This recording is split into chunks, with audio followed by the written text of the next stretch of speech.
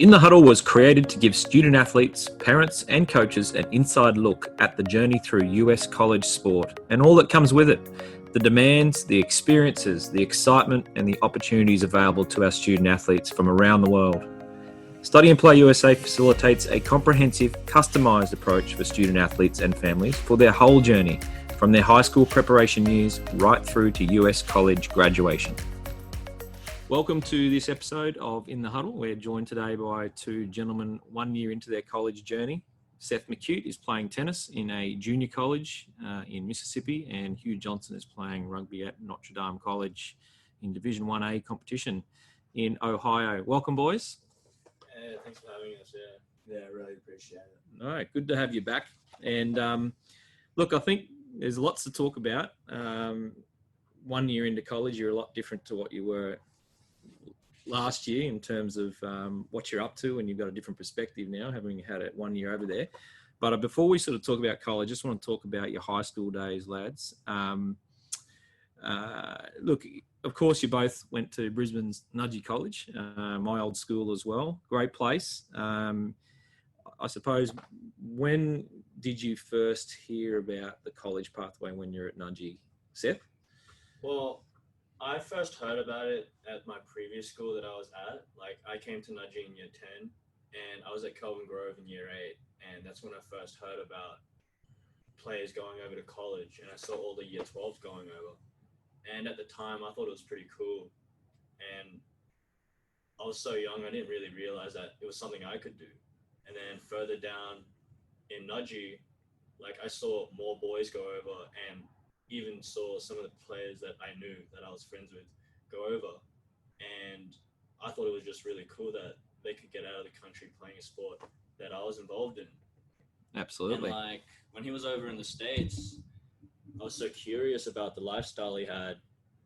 And he told me that he loved it. He said stuff like, playing tennis over there, it's not just you playing, the crowd's involved. And like, it's a completely different environment. And I guess from the stories I heard from my friend back then, that's what made me so curious about going over. Obviously, it was a big step, like leaving home, leaving everything behind. Like, that's what scared me, but I was really curious at what college over there could offer. And yeah, from the first year of Nudgee, knowing the boys that went over there, that's how I first come across it. Yeah. Oh, that's good. What about you? Mine was a bit different to Seth. It was actually a lunchtime presentation by you, Chris. Yeah, I think me and a couple of mates went to check it out. And then after that, I realized like that's something different. I didn't really want to go through the traditional pathway, just go to uni in Brizzy. So I thought, why not take up on this opportunity and go overseas and actually be able to play some rugby and then study. So yeah, good on you. What was where do you think that came from, mate? Was that like your parents big travellers, or you just always wanted to be away? I think, yeah, do something different. I've lived overseas before, so I thought, why not? And just being able to like experience something that's a bit different that you wouldn't get to experience. Like, you've only got this time in college for like a short time. So like, make the most of these 4 years after. Like, yeah, you can always go to uni in Brizzy or something, but having the opportunity to do something different, I really thought was great. Yeah. No, that's great. We hear that more and more when we meet with youngsters like yourself. I think you guys are a pretty brave generation in that respect. When I went to college, I took some serious convincing. I was pretty nervous and scared to go, and couldn't see myself there for 4 years initially. Then the rest is obviously history. Loved it after 1 year. But yes, I know I admire both you guys for doing it and having the guts to do it, even though you're a bit nervous about it. But so that's good. And I suppose now you finish your first year as student athletes in the American system.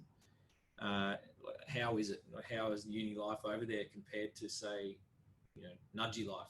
Once you're outside of those four walls of Nudgee, life is a little bit different, isn't it? But how different is it over there? I loved it. I loved every moment of it. Like, I didn't have the dorm life like you did, so it was big. It was a lot different. You spend like every moment with someone, having a roommate. I loved it, as well as like the atmosphere over there. Like I got involved in like watching other sports. I never did that at Nudgee, but when I watched basketball, when I watched football, the crowd got involved as well, and it was just epic. I never saw myself doing any of that, and I don't in Australia people don't get involved like Americans do, so that's what I found really big. Yeah, we kind of do our own thing. I mean, Nudgee's a little bit different, where you said the school spirit's pretty obvious and things like that. But you're right. I think you do your own thing here, and crowds are pretty quiet. And not like that over there. Yeah, they like getting into it, don't they? They're just sort of, particularly at a smaller college as well. Like you feel like you're really part of something pretty special, like a community. Yeah, it's like every match is like a Nudgee versus Terrace rugby finals. Like every match, In terms of the atmosphere, there's rivalry and people, both sides really want to win, don't they? Yeah. So that's good. What about your roommate, mate? Was he a tennis player? He was a tennis player. It was cool. He was from Romania. It was cool. Like we learnt about different cultures and stuff, and meeting players all around the world was another big thing that I loved about college. You played players all around the world. They all have different styles. They all have different accents, and you just learn about culture and stuff. Yeah, and did you work the Aussie accent, mate, a little bit? Oh, yeah. Every time I met someone, oh, g'day, mate, how's it going? That's good. And I hope your Romanian roommate taught you some, interesting slang that you can use. Oh, yeah, on the tennis definitely, court. on the court. Yeah, good stuff, mate. That's the way it should be. What about you? So I thought it was very, like, Nudgee has a great, like, spirit for sport, and especially over there, just like Seth said, it was very similar at the uni I was. Like, even watching volleyball or like basketball, like everyone got around it. So that was great. My roommate, he was actually a local boy, which was good because then he could show me stuff. I could go to his house on weekends or something like that. And he was a rugby player like me. And then we'd wake each other up for training and always make sure we were on time. So that was great having that person straight away. And he's got his friend group, like he had a couple of mates who went to the same uni as him, so you're automatically in one of the friend groups, which is good. Yeah, it does. It helps, doesn't it? So I think one of the biggest things, and I'll talk about sort of homesickness shortly, but one of the things to overcome homesickness is just getting comfortable with the people around you. That's one of the things that causes homesickness, just not really having anyone to just feel comfortable around, just sitting, chatting about whatever. Yeah, for sure. So it takes a little bit of time. So that's good that you've both had that good introduction to college. And just sticking on the Nudgee theme just for a little bit, we all talk about good private school education and what it can do for you, and obviously you get the education in the classroom, but it's also the things outside the classroom about learning how to interact with other people and things like that. Did you find those types of things have helped you settling in to college in your first year? Or I guess what are some of the lessons from Nudgee, I suppose, you felt helped you in your first years? Yeah. Nudgee taught me to always be open and like always go out of your way to say good morning or good day to someone. And that's really an Australian thing. Like whenever you make eye contact with someone, just give them a handshake, say how's it going and stuff. And yeah, that definitely helped me make a few more friends over in the States. And yeah, it was just great. Like I wasn't like that before Nudgee. Nudgee just taught me to be just say good day to anyone you see, and that really helps me make a lot more friends over there. So yeah. No, that's good, especially when you say good day, as you said. Yeah. Yeah, exactly right. Similar stuff, Hugh? Or... Yeah, so definitely that as well, like getting involved, that's harped on at Nudgee. So, and that was really big in the States. Like, you're not going to meet anyone if you don't put yourself out there. Like sometimes you got to step outside of your comfort zone to like meet new people. And at Nudgee, it's very diverse. Like you got PNG boys, like people from all over, especially in boarding. So I thought that in the States, we had a lot of international students at my uni. So that was really great knowing that you're going to, like Seth said before with his Romanian roommate, you're going to meet people with different cultures, and then getting along with those people, that's when you really enjoy it. So yeah, no, that's good. And did you get a chance to do anything outside of your tennis and rugby? Or, are there any clubs you can join or you can play? Because I know you can play inter-club sort of basketball on the side. Not every coach likes you doing those other sports, but did you get a chance to do anything like that, or any other clubs that, I know you've only been there a year, but Yeah, I didn't really. It was a lot of rugby training. I'd play we'd play basketball games and stuff, just muck around in the hall and whatnot, which was pretty good. But other than that, nah, we had quite a lot of traveling, but there's obviously always the opportunity. They always have clubs and stuff that you can join. Yeah, So. maybe something down the Yeah, track. similar to Hugh, like I had a friend in bio and he invited me out to just like play volleyball and basketball with like his friends out in the dorms and stuff and in the hall. But there were clubs that you could join, but I was always with my tennis mates and too busy to like go out of my way to be a part of that club. But yeah, there were a lot of opportunities that my college had to offer. Yeah, no, that's good. Look, I think just reflecting, just while you guys were talking, I was thinking a little bit, rewinding the clock 25 years, I might add, but back from when I left Nudgee. But I think my Nudgee experience is probably one of the reasons I wanted to go to college, because as a tennis player, as you know, Seth, it's an individual sport, and if you're playing a tournament on your own, it can be a bit lonely sometimes. Yeah. But playing team sport at Nudgee, where you're feeling supported and all that sort of stuff, it's pretty addictive and it's pretty cool. So I wanted to go somewhere and keep playing my sport, which is an individual sport in a team environment like college. So just that sense of community. Yeah. So I think that's one of the big things I found. So, and guys, did you get in your first year, a chance to, how did you find the culture difference? I suppose that you've talked about meeting other people, but how did you find? What were the biggest things you had to get to adjust to? Do you think? There was a lot. Like the way they would talk about things, the way they presented themselves. It was different. I don't really know how to answer that other than I just naturally went with it. Maybe at the start I found it really, really weird because it was like a completely different environment. Everyone wore different things. They all had different accents. They all had different interests. Like it's a completely different country all the way across the world.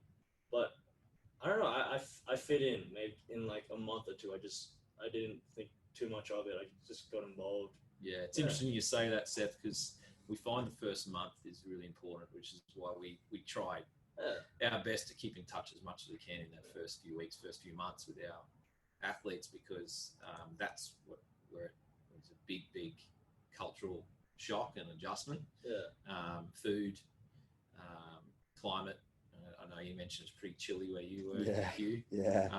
Just getting used to that and playing rugby in the snow rather than up on the Sunshine Coast. That's a big difference, right? So that's a big culture shock. Even just stepping out on the road, take for granted, look to the left first, look to the right first, little basic things. Everything's different. Yeah. Right. So, no, that's good. And what about you, Hugh? Is there sort of, did you find it got to the better of you at some point in those first month or two? Obviously homesickness, you're on the other side of the world. So, but I think definitely if you can get a good group around you, and then time flies. Like you're always, if you're happy and you're laughing with your mates around you, then you're not really thinking about home. Obviously, sometimes you're laying in your bed like you're thinking about it. But other than that, like I was boarding at Nudgee, so I already had that away from home sort of experience. So that's kind of what I was chasing again. So I found it not too bad, but yeah, definitely if you're around people that you're enjoying and then you're focused on your sport, you really don't have time. And then your class, like if you've got less free time to to think about things, then that really helps. So I reckon. Get busy. Get involved. Get involved. There you go. Yeah. And what about you? I definitely have to add on with you. Like I wasn't a boarder back in Nudgee, so and I'm like an only child and I have a really close relation with my parents. So the first month was really hard for me. Yeah. Like I would be FaceTiming them every 2 days, and I know it was hard on them as well. Like I got my boys to go and visit them, and my parents really appreciated it. But if you're constantly doing things like meeting new people, getting involved, doing gym, just going out, just keeping yourself busy, I guess you don't really have time to think back of home so much. Yeah. And that's what really helps me cope with missing home. But yeah, it was just the first month. It was pretty hard for me. But after that, I loved it. Yeah, no, you're exactly right. You just got to get through that first bit. Yeah. But I think, staying busy is a big one. Realizing that, Australia's going to be here when you get back. And, I don't know if you guys have found when you've been back, but talking to your friends about your experience, they're all hanging off every word. Gee, I'd love if I could do that. That's what I found. I suppose you guys encountered that. Yeah, for sure. They love my stories. So you guys got to remember that when you have those sort of little moments, the long-term thing. I mean, if you do get through that homesickness stuff and any challenges in college away from home, it does stand you in pretty good stead for your future, because you can sort of build that resilience, which is really important as well. So look, I wanted to touch quickly on your experience, Seth. We mentioned at the start you went to a junior college. And I'm just going to explain to listeners of this podcast of what a junior college is quickly, and then I want you to talk about some of your experiences there and what your plans are from there. But junior college, for those listening, is a 2-year college. They're also known as community colleges. They don't really sound great. Junior college implies that it might be younger kids or maybe inferior in some way in terms of their level. It's not the case at all. So for the listeners wondering what junior college is a 2-year college. The idea is that you go for 2 years, and then when you finish those 2 years, you transfer to a 4-year college to finish your final 2 years. So it's still a 4-year adventure. It's not 2 years plus 4 years like some people think. The reason it's called junior college is not because it's inferior, as the name suggests, or younger, but it's more to do with the year that you're exiting junior college, which is your 3rd year, which is called your junior year in America. So that's why it's called junior college. So 3 reasons why people might go to junior college. There's a sporting reason. If you feel like you need to buy yourself some time as an athlete to grow and develop and maybe fill out in some cases, get some results on the board, that's a good way to do it. You get exposed to the top colleges who can come watch your matches and follow your results, and then come recruit you out of it. Some people go to junior college for academic reasons, where they weren't initially eligible to go to a 4-year college. They might have taken the wrong subjects through high school. They might have not done too well on the entrance exam or in general at school. So junior college is there for those students to prove themselves for 2 years and then transfer for their final 2 years. And then the financial one is another option, another reason why people go to junior college. It's very inexpensive to go to junior college. It's about a third of the cost, or a quarter of the cost of some of the big 4-year colleges to go there. So it's not a bad way to start college for the right person and the right circumstances. So Seth, back to you. You went to a junior college, or you're at a junior college now in Mississippi. You've got 1 year down, which means you've got 1 year to go. How have you found, the junior college experience so far? The junior college experience was nothing what I thought it was. Like I as you said, I kind of looked down on it at the start, but experiencing it myself firsthand, I completely think it's a great opportunity for many like upcoming athletes. Like, as you said, one of the reasons is sometimes you're a good player. Like, for example, one of my friends, she was supposed to go to a D1 college, but she got injured, and because of that, she wasn't really allowed to play over there. So that's why she got stuck with me. But she's playing just as well. Like, I played some guy from Wimbledon in a JUCO. Like, how crazy is that? As well as, like, it's a lot cheaper. It's a great opportunity for people to get in. As well as, like, the campus that I was at. Like, I like the fact that it was a bit small. Like, I could talk to my teachers, like, one-on-one, and I found it, like, a great way to get my academics up. And going to this school, like, as you said, these first 2 years, you can, like, prove yourself to go to a better 4-year college than in the first initial one you go to. As well as, like, it's a great way to get your academics up. Yeah. So I found it as, like, it's a great way to prove yourself for your next college, and you get to travel a bit more. Yeah, that's awesome. And you mentioned before, there's not a huge population at junior college, but you get free tutoring and yeah, definitely. Is it compulsory where you're at to do the tutoring, or is it just as needed? If you needed, I did well with my grades, so but I had a few friends that did. Like you can free tutoring for sure, as well as like the facilities is just as great, like gym, libraries, like the labs and stuff. The teachers were close, easy to get by. Yeah, I loved it. That's fantastic, mate. Yeah, we've got quite a number of our student athletes do start in junior college, and nearly 100% of the time you'll end up at a better 4-year college than had you gone straight from Australia to a 4-year college. So it does buy you time. Generally come out of there with better grades than what you got in high school for most kids, and generally come out of there as a better athlete. And then better scholarships at 4-year colleges. So pleased to hear you're enjoying it. And what's the plan this next year, mate, for preparation for the next step? Yeah, so this year is going to be my last year at this JUCO, and then I'm going to have to find a new college. So hopefully within this next year I can train, I can get my grades up really big so I can like get better offers at different schools. I haven't really started looking into it right now because it's pretty early, but I'll be looking to get better offers like throughout this year. So that's my plan. That's good. And a lot of people probably don't realise is that a lot of 4-year colleges, a large percentage will automatically give academic scholarship upon acceptance into the uni. So you add that with in your case, tennis scholarship, with better grades than what you entered with. Yeah. It equals money. So good grades equals money in the American system, which is a good lesson for any high school students that might be listening. You get good reward for that. So, and what about Hugh? I just wanted to talk to you about probably specifically rugby, because it's a little bit of a unique sport in America. It's still growing.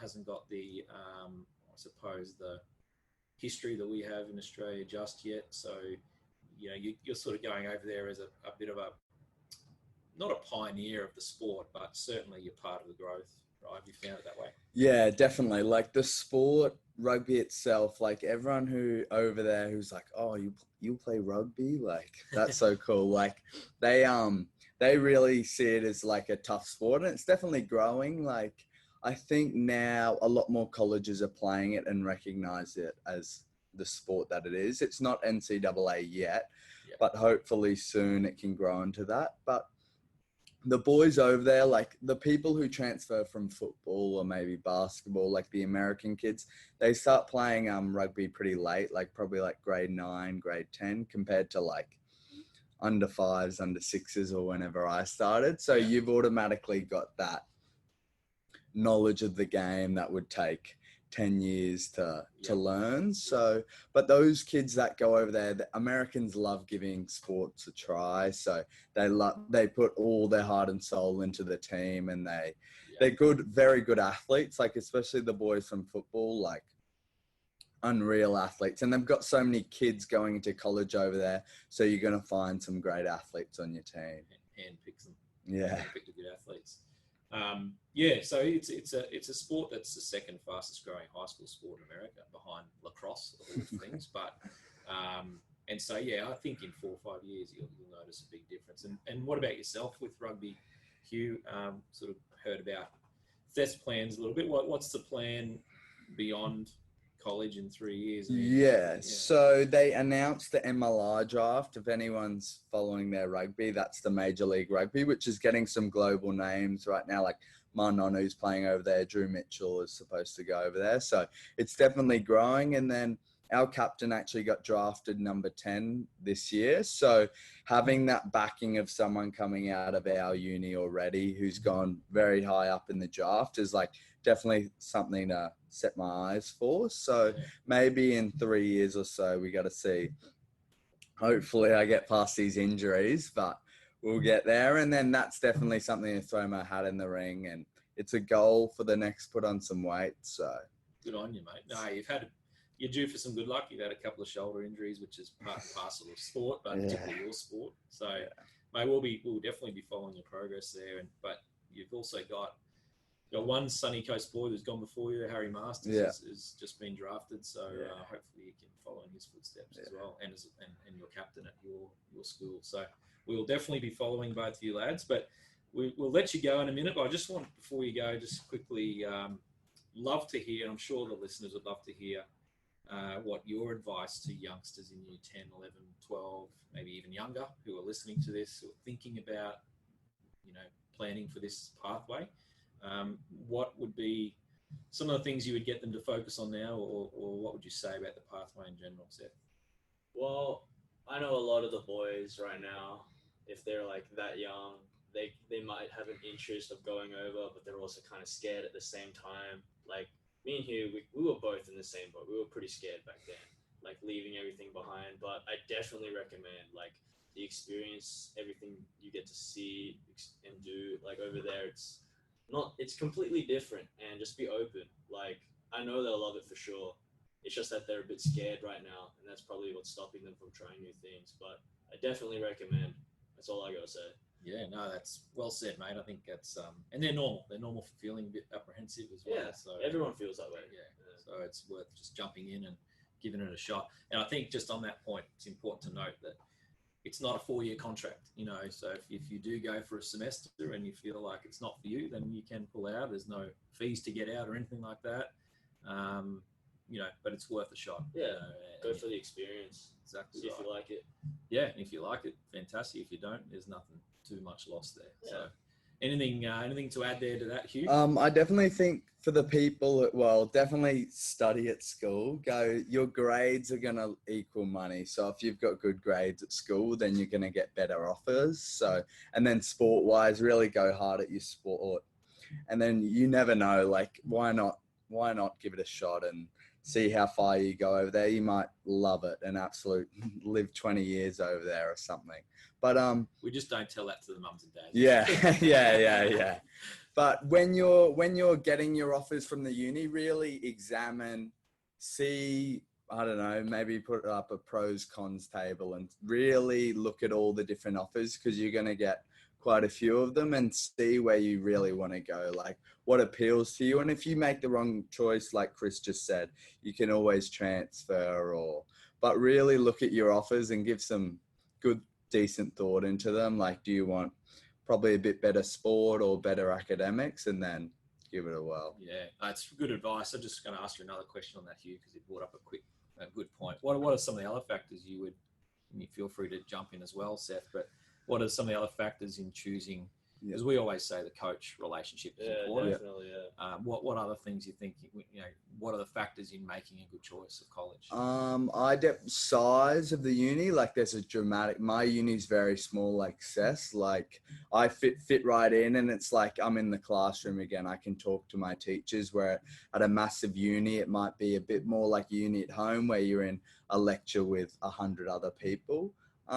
Temperature, location, that's I have to agree with that. Yeah, that's definitely a big thing if you don't like the cold.